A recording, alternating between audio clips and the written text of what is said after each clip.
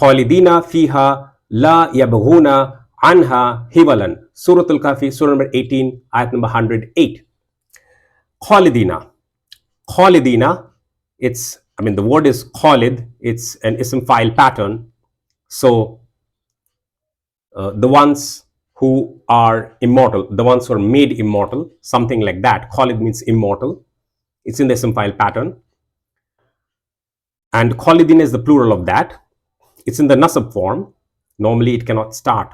The nasab cannot start a sentence unless for two reasons. Once it is used for an emphasis, and the second reason, which is the more relevant reason in this case, is it's connected from the previous verse. Remember how it introduced the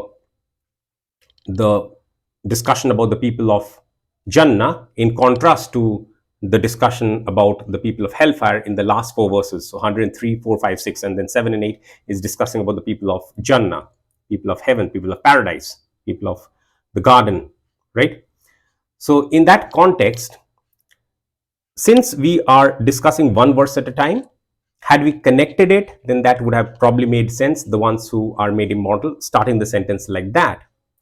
But since we are breaking it up, they are the ones who are made immortal by the grace of Allah. So we are using it as a sort of a placeholder, sort of, so to say.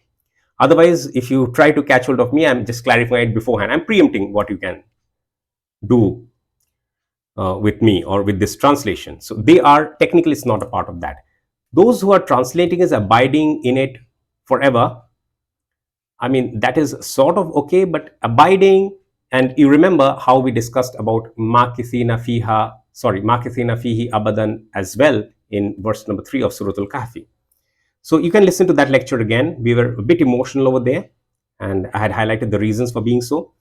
So abiding in it forever does not highlight the dictionary meaning of Khalid. Khalid means immortal, and because they are made immortal, because they are immortal or they are made immortal by the grace of Allah, so they will abide therein forever. That is the cause and effect relationship. I hope you get it this time.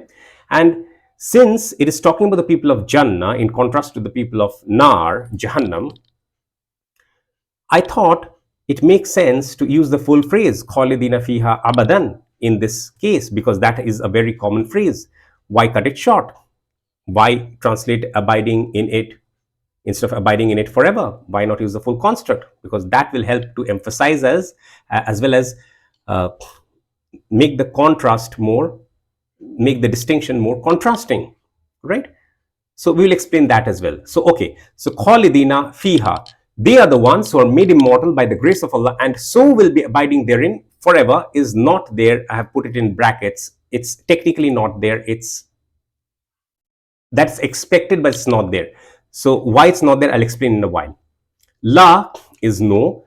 Yabghuna, baga, yabghi, yabghuna is the plural of that. So they desire. It's in the present tense. Never desiring. So because we are using it in a continuous structure. Never desiring. Anha, from her, from Jannah, from it, from thence, sort of biblical English, old English. I prefer this. This is my stylistic preference as well. Hiwalan, any change. Never desiring any change, from thence. And you know by now that nasab gets translated first. All of this you know. From thence, thence is sort of, as I said, my stylistic preference. So sort of biblical English, old English, archaic English. So that is it. As I said, that part is technically not there, but we are discussing not the verses in continuous. Then we can omit that, but we are breaking up verses. So we need a sort of placeholder to make it more reasonable in terms of the flow in the English language. They are the ones who are made immortal. So immortal is the primary meaning. The ones who are immortal, they are the ones who are made immortal. They are not immortal, they are made immortal by the grace of Allah subhanahu wa ta'ala, right? And because of that, what will happen? And so will be abiding therein forever. Abiding therein forever. Never desiring any change, from thence. Clear? Now we will introduce the complexity. Why does it omit abadan? Why does it omit forever? That would have been better, isn't it? No, that would not have been better. Had it been better, Allah subhanahu wa ta'ala would have used it. So what could be the reason? We need to think of, at least try to think of some reasons. for the omission of the word abadan. Allah does not do anything by accident or by chance. No, He doesn't do that. So my explanation is that because in the previous verse it was talking about nuzul, Jannatul Firdaus being talked about as an initial welcome. When we think of Jannah and we think of Jannatul Firdaus, that's the highest that we can think of. And even the hell, even the hellfire, Jahannam, the Nar, the hellfire, when that was talked about, that was also talked about as a nuzul, as an initial welcome. So Jannatul Firdaus is an initial welcome only. So that's not forever. What is going to come next is beyond words, beyond expression. How beautiful can it be? How an omission of a word can enhance the meaning to such an extent. This is remarkable. If this is not the signature of Allah subhanahu wa ta'ala, what is? Explain to me, please. For how long would translators and scholars explain to you sort of in a deficient manner, and for how long will you be happy with those translations? So this is the crux of it. The omission enhances the meaning. Normally we think of addition enhancing the meaning. Khalidina fiha, and explained everything now. That forever is in our mind, in our small mind, we think of it as required, but it's actually not required. Okay, so that favor,